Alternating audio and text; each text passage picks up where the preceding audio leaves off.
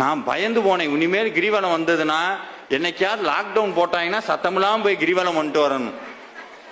அவன் பாட்டுக்கு வரான் சார். திருவண்ணாமலையில அந்த இந்திரலிங்கத்தில் ஆரம்பிச்சானா 1 கிலோமீட்டருக்கு பாப்கார்ன், அடுத்த 1 கிலோமீட்டருக்கு முறுக்கு, அடுத்த 1 கிலோமீட்டருக்கு இட்லி சாம்பார் சட்னி. அதாவது பரவாயில்லன்னு நினைச்சேன்.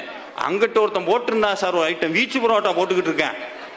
இங்கிட்டு குருமா, அங்கிட்டு வீச்சு புரோட்டா, காளான், சில்லி, சுற்றி 14 கிலோமீட்டர் வரும்போது இவன் பிரசவம் ஆகிற அளவுக்கு வந்துடுறேன். சுற்றி முடிச்சு வந்தோடனே எங்க போனீங்க? கிரிவலம் போனோம். அண்ணாமலையாட்ட மட்டும் பெரம்பு இருந்தது, தூக்கி போட்டு மிதிச்சே போடுவார். அப்படியெல்லாம் போகக்கூடாது. அண்ணாமலைக்கு போகும்போது எப்படின்னா, அண்ணாமலைக்கு போகும்போது சாமி சொல்லுவார், வாரியார் சாமி சொல்லுவார், நடக்க நடக்க ஒவ்வொன்றா மறந்து போகணுமா. இந்த குடும்பத்தை மறக்கணும். அதையெல்லாம் எப்போவும் மறந்துட்டேன் சார்.